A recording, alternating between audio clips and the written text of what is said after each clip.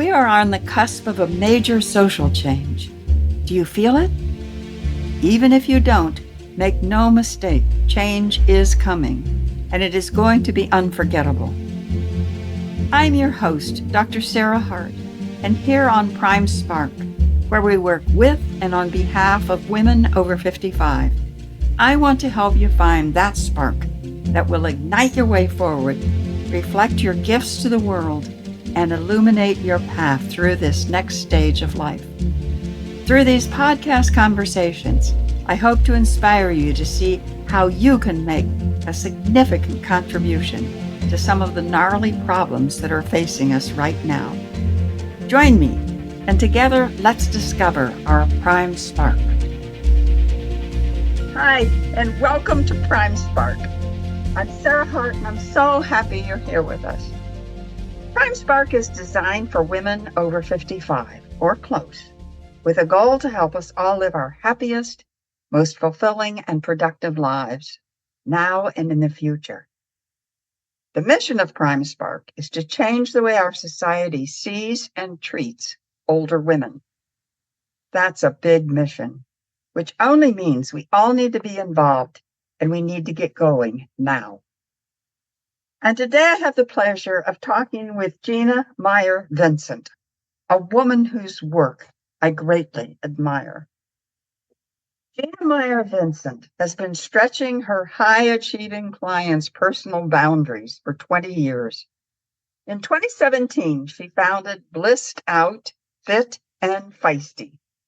More recently, she launched Exquisitely Aligned, a 3-step proven strategy she discovered during one of her hardest times.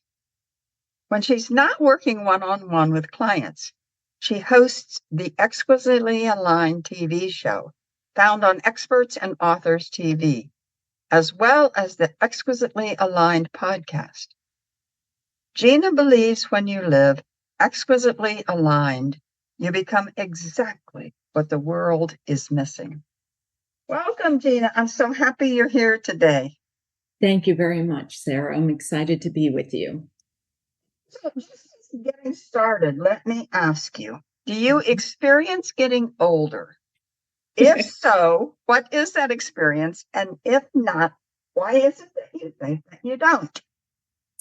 Well, this is a great question for me personally, because it's something I've been struggling with the past 4 years after an unfortunate accident. But my answer is yes and no, and I'll tell you why.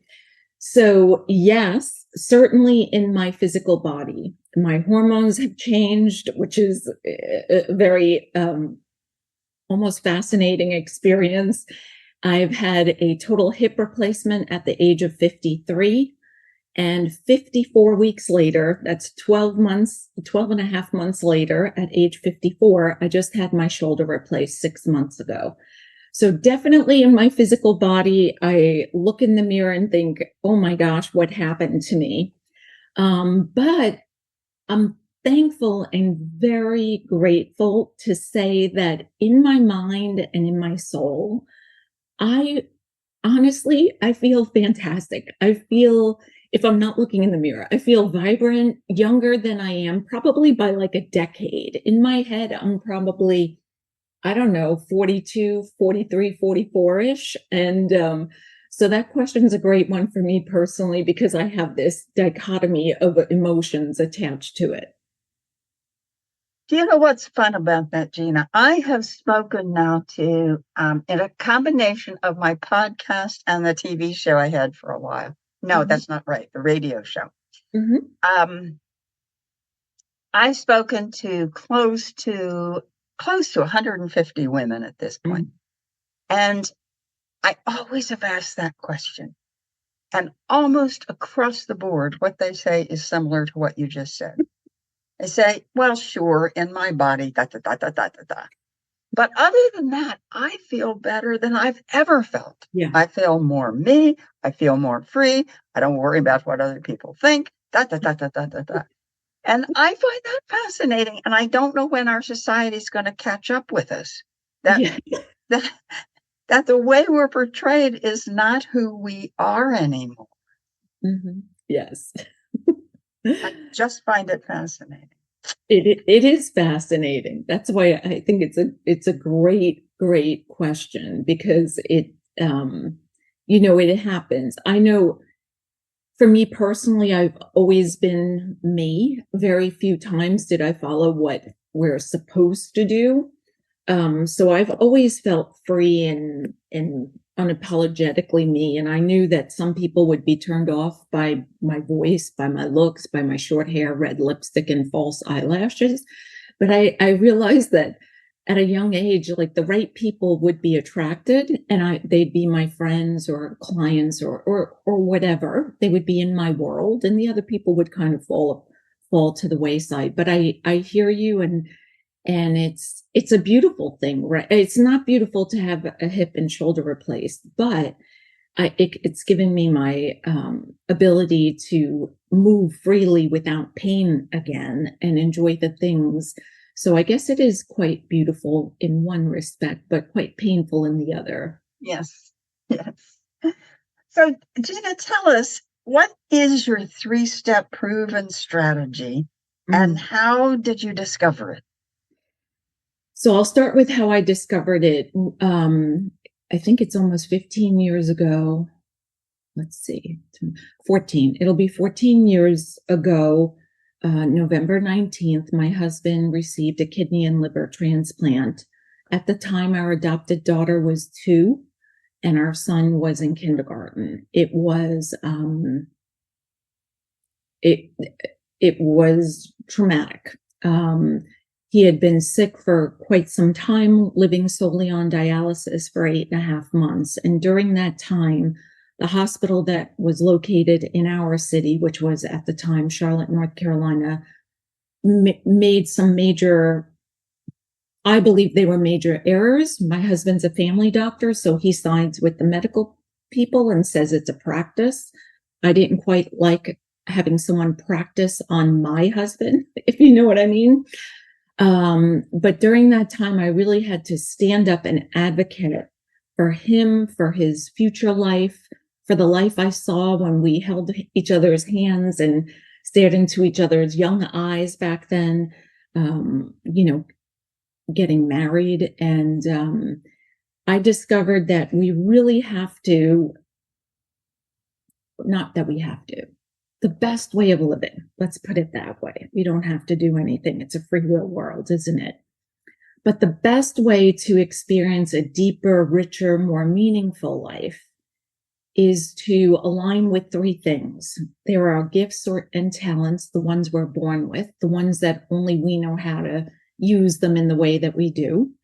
Our soul level truths, which are, in my opinion, written so deeply on our soul. They're the things that usually keep us up, tossing and turning at night, not really hormones, but, those whispers from our soul. And then our heartfelt desires. Again, something very private. And I think that what I realized at that time, when you bring all those 3 together and really use them and stay in that, what I believe is your superpower, it becomes so much easier to, fight the red tape of a very antiquated system of our local hospital. It becomes easier to wake up in the morning when you have 2 young kids and a husband who's dying in front of you. And you have these desires and dreams of him being there to watch your daughter dance competitively years later, your son graduate high school, your daughter graduate middle school, and his life was quickly slipping away. But on November 19th of 2000, give me a minute to do the math in my head, 10, he received a kidney and a liver from a woman my age and my blood type who is also an organ donor, which I was supposed to give him my kidney before they ruined his liver. So it was a crazy time in our life. And it's even, my heart's racing as I speak to you because it brings me back whenever somebody asks me that question. So I apologize if I sound short of breath, but it really makes our life simpler when we can be who we were born authentically and avoid what I like to call, because I'm from the fashion industry, the one size fits all life, where a woman of a certain age should look and feel and be fill in the blank. So I know that was a very long answer to your question. No, it was a wonderful answer to my question. It is so many different things I could ask you about, and I'm just going to have to see where I want to go next. It was, I think what I'm most curious, I'm curious about a lot of things, but one of the things I'm most curious about, can you say a bit more about those three Yeah, things? absolutely. Because a couple of them sound very similar to me, and I'm sure they're not for you, but I'd like to understand them. Yeah, so I believe that when we're born, we're as unique as our fingerprint, right? I think it was Dr. Seuss said, "Why fit in when we were born to stand out?" And it's something I've taught my kids since they were young. They don't have to do and be the things that their friends have or their friends' parents allow them to do. And our gifts and talents, I believe, are so unique to us that we someone else may have similar ones to you, but your life experiences shape and help you, and your voice, right, is very different and unique. I have a New York accent because I was born in New York, lived in North Carolina, now here in California. So our voice is different. Our way we appear is different. So the way we can use those gifts can be very different than someone who has something that might be somewhat similar to you. I know Strength Finders by Gallup survey has a little quiz. I think it's $50 to $75, and it lists out your 34 talents in order.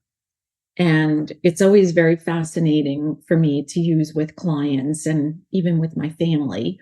My husband and I are complete opposites. So it's funny how we balance each other, with those gifts. And then our heartfelt desires, sometimes people call them dreams. I like to think that they're desires that make our heart beat just a little faster in a healthy way, kind of that pitter patter, like when you start dating, or you're on a vacation and you just land and the doors to the airplane open and your heart starts to like race. You're so excited because I'm a visual person, so the things are totally different than what you're used to. The sounds, the smells, the sights, the trees, the people, the clothing.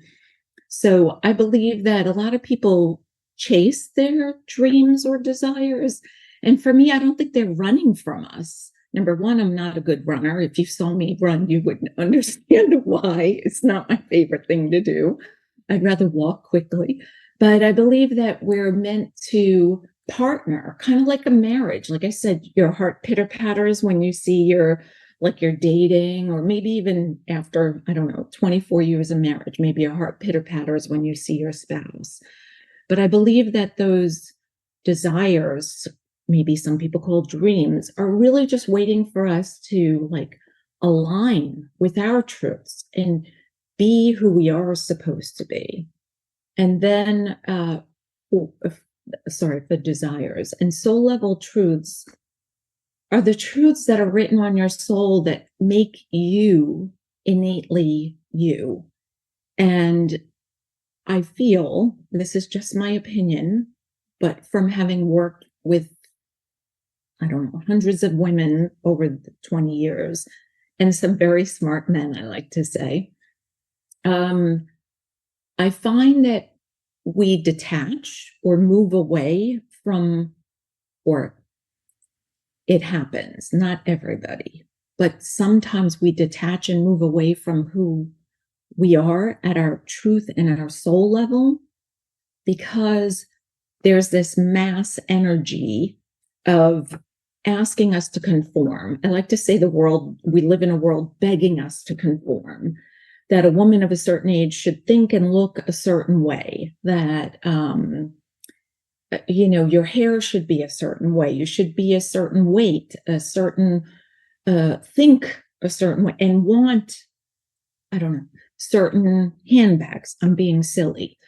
But there is this energy that I think pulls, and I have a 17-year-old daughter. She's our youngest. She's adopted from Guatemala. And I see it even in her friend groups, like what that high school, if you want to say, energy is. And so I think if we can stay true to ourselves as often as possible. I realize there are times, listen, when my husband was sick, I was kind of pulled away from who I was at my core. I was wearing latex gloves, hooking him up to a dialysis machine at night, 6 nights a week. It was horrific because I was very nervous doing that. His blood was flowing through the machine. I had the responsibility, essentially, of his life in my hands. And it was scary. It was frightening. It's really not using my gifts.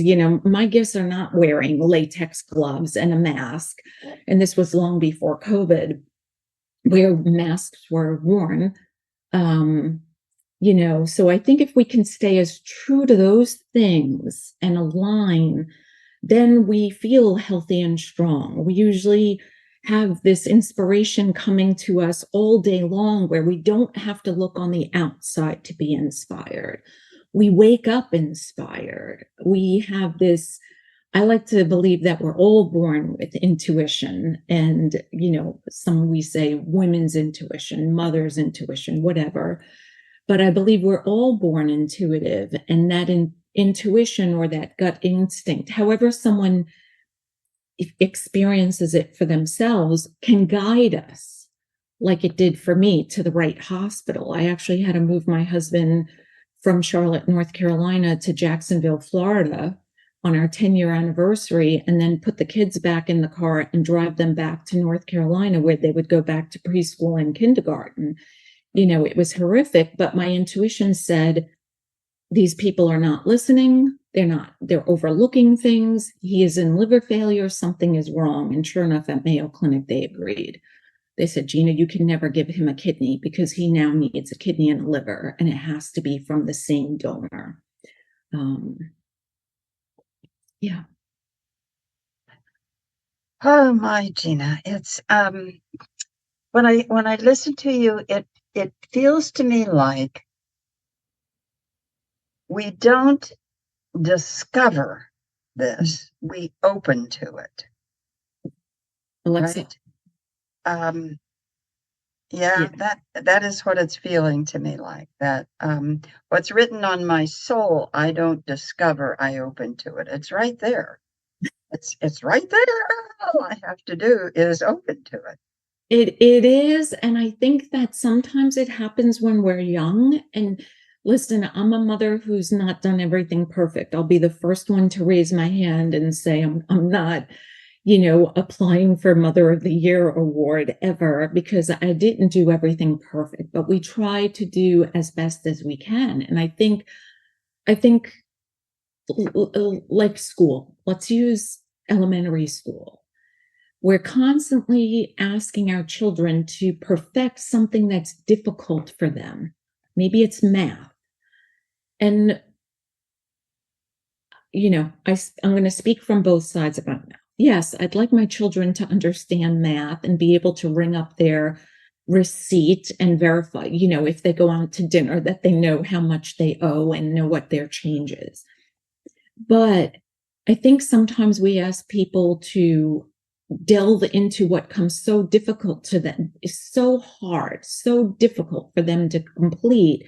And it feels defeating, right? If that child is better at drawing and understanding, I don't know, perspectives, like my daughter drew a building, a city scene, and it was just my husband, my son, and I were all like, did you trace this? No, she just drew it freehand, And so if we can allow our children as parents and as teachers and aunts, uncles, grandparents, neighbors, to allow everyone to experiment with what they're good at and let them soar, instead of keeping them at the kitchen table or at their desk in their bedroom, learning how to do something that doesn't come naturally. I think that we would be in a better place. People would feel more fulfilled, probably more. We would see the, uniqueness in each person instead of everybody knows a little bit about math, social stuff. They don't even call it social studies anymore. I'm dating myself, but you know what I'm saying? Like, allow people to explore, allow the child to like go down, I guess more of like maybe Montessori. I don't know enough about it, but I think oftentimes we're asked to be like our parents or like our siblings or like the people in our community, whatever. And I'm not saying dress like them, but kind of the mindset, if you will, of this. These are the careers we do as people in this, and you fill in the blank, community, whatever that is. A couple of things occur to me, Gina, while you're talking. One of the things that I had a very clear image and visceral feeling in my body of sitting at the dining room table night after night after night with my father trying to teach me second year algebra. And I was just, huh? Yeah. You know, and I don't know if that helped me with thinking skills. Maybe, I don't know. I do know I never have used second year algebra in my life. Now, maybe I learned something else that I'm not aware of, but yeah. And you know what I think about when you talk about your daughter, there must have been a way. I'm not an educator, so I don't know, but there must have been a way of teaching her math from being able to draw cityscapes like that. Right. Because there's deep math in that. Correct. And start with a cityscape, you know? Yeah. I mean, exactly. And I'm thinking you probably learned that your father had great patience to be able to sit there and do second year algebra with you. But it's so true. I think we've all been at some form of a table, whatever that be, a desk, a dining room, kitchen, you know, trying, because this is what society asks of you at whatever grade you were in, and you know, our children. And you know, I wish I had ideas on how to change the school system. I don't, so I'm not going to raise my hand for that position, but I wish there was a way to allow people to explore more of their gifts, more of their desires, and more of their truths, like even from a very young, very young age. I was with somebody recently who is, I don't know how much, but she's older than I am. Beautiful woman.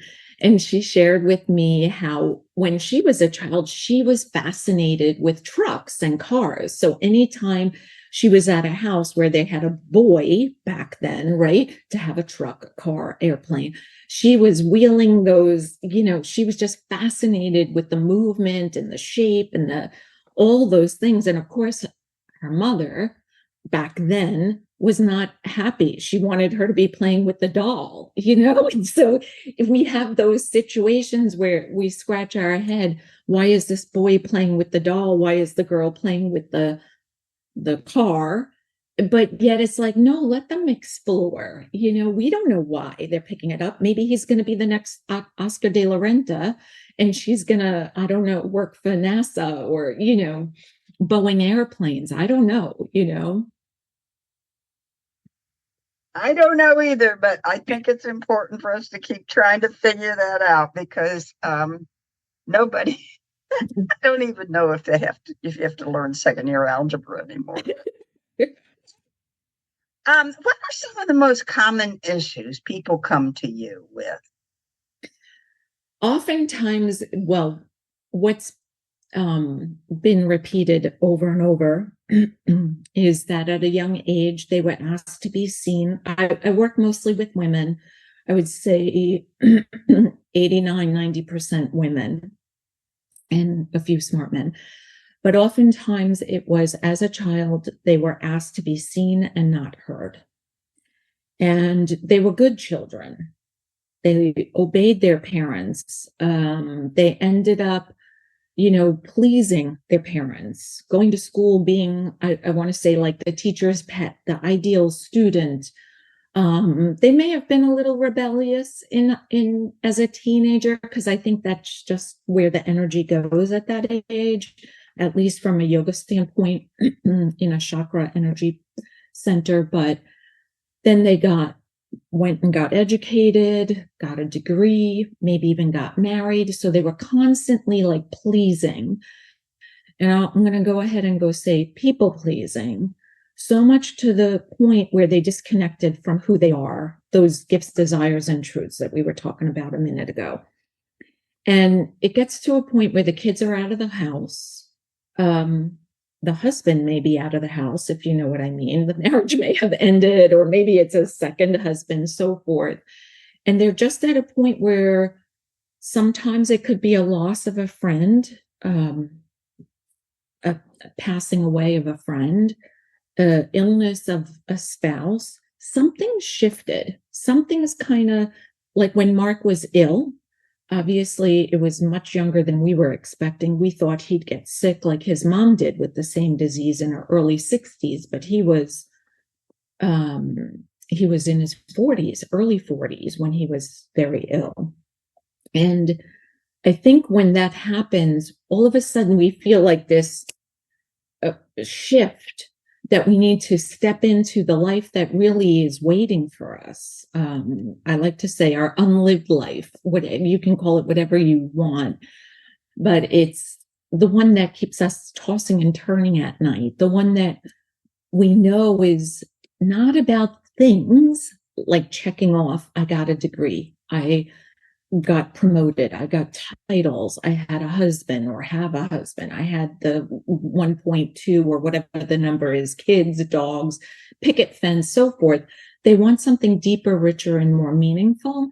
And that's what I love, because I think that's why we're here. I believe that we're born not to collect things, but to experience and to like be the example, to light the way for others. And I think when you are living that more meaningful, greater depth, bigger version of ourselves, like you, radio, podcast, you're getting the word out there, you're changing people's lives. You know, I like to say one at a time, but when you have a show like this, it's multiple at a time, right?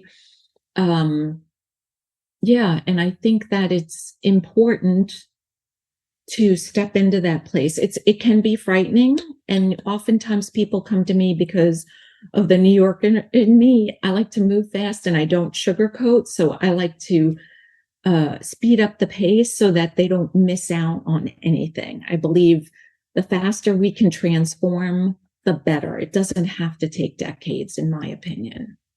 I agree with you, Gina. I get really my knickers in a twist when people talk about how long change takes. And I think change, we do it on a dime if we decide. I mean, and this is a stupid comparison, but one of the things I think about is 2 times a year, everybody loses or gains an hour.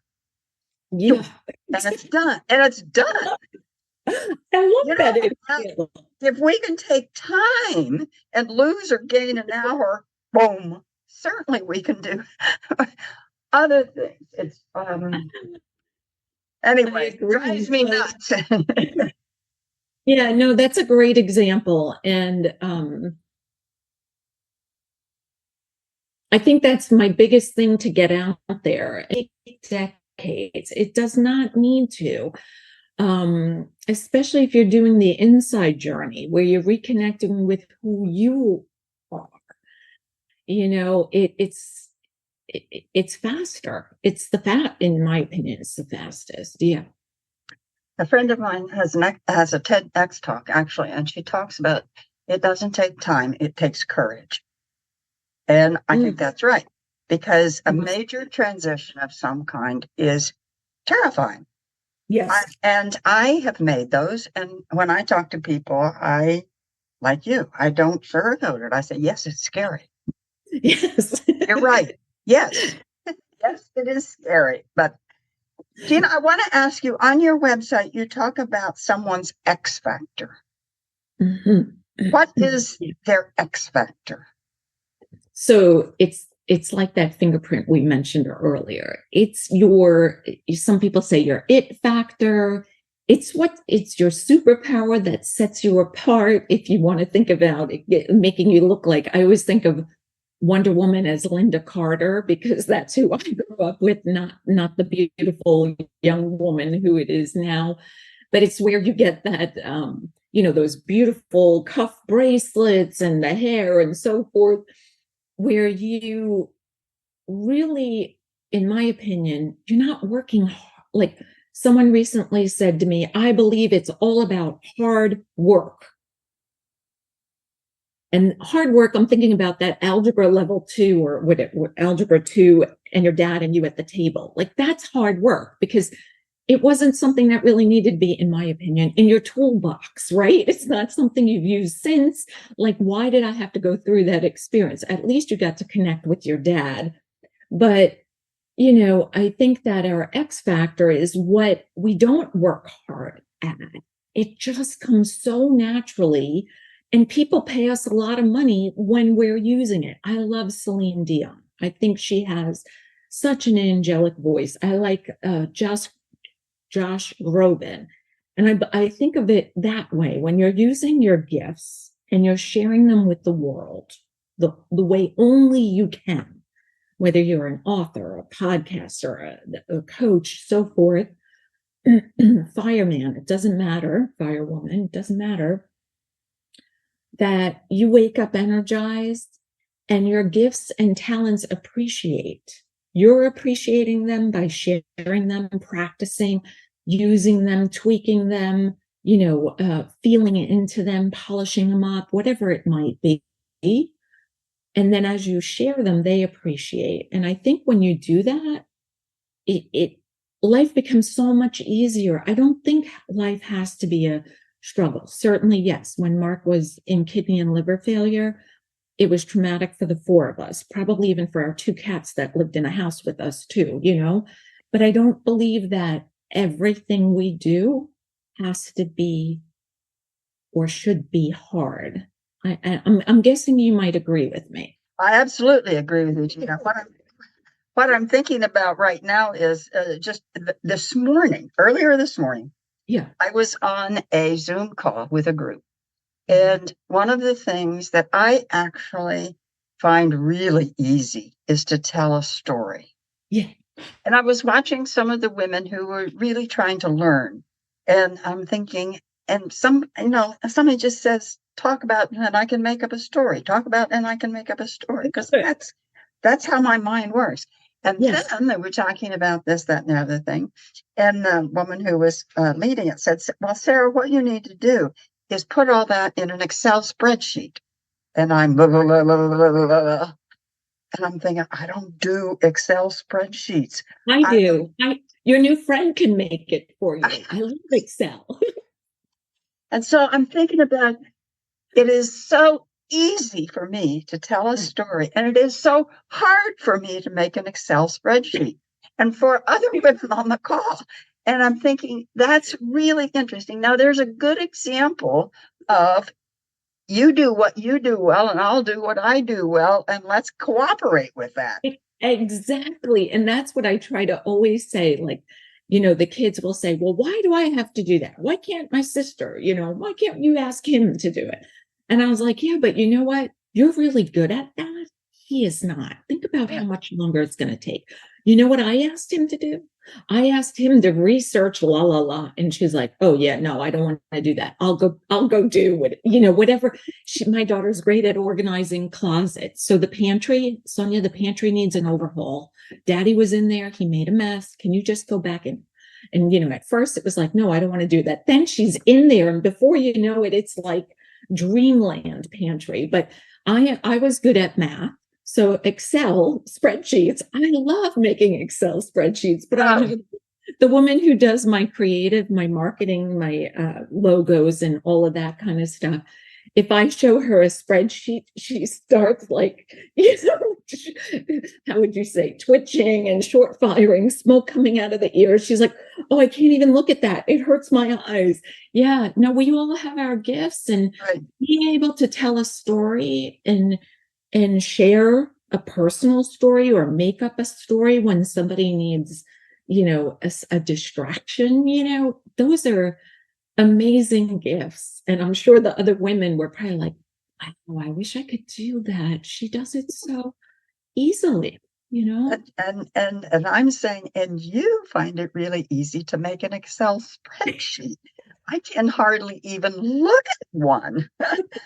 Okay, Gina, we don't have much time left, but I really would like for you to tell us a little bit about your TV show, Exquisitely Aligned. Okay, well, that has been a lot of fun. It's brand new. It came on the heels, or the invitation came along based on my podcast, same name, as my son would say, Mom, that's not how you do it. Well, the younger generation, that's not how you do it. But my generation, I'm going to say it's how I chose to do it, right? But Exquisitely Aligned was, I think, in its third season. I'm now wrapping up season 4. And out of that, I was asked to join Experts and Authors TV, where there are men and women who each get to have a show, 4 episodes a month. It's been a lot of fun. And I'd love, actually, if you don't mind joining me on an episode. I enjoy speaking with you. I think we are like-minded, like-hearted in a lot of ways. We won't talk about Excel spreadsheets when you're on the show. Oh. But I promise you that I will leave if we could discuss after filming. But it's a lot of fun. It's available on Fire and Roku, and so Amazon Prime, etc. And I'd love for you to join me there. Yeah. Oh, thank you, Gina. I'm sure that there are people who are going to want to get in touch with you. So if they do, how can they do that? So they can easily find me at exquisitelyaligned.com. I'm sure you're going to put that in the show notes. Or you can look me up as Gina Maier Vincent. And the Maier is a little unusual. It's a German name, so 3 vowels in a row. That's Maier, and then Vincent, like Vincent van Gogh. Right. Well, this has been great fun. Thank you so much. So, as I say, that's our time. You can please join us again. You can find our podcast on every major outlet. It's Sarah Hart at primespark.com. You can find us. Thank you so much to my guest, Gina Maier Vincent. And don't forget, you can find her at exquisitelyaligned.com. So thank you for being with us. Take care, spread tolerance and love. Bye-bye. Thanks for listening. If you enjoyed today's episode and would like to stay updated, you can head over to my website, primesparkwomen.com, and get my free Spark Guide, 7 questions to ignite your spark, to help you discover your own spark. See you in the next episode.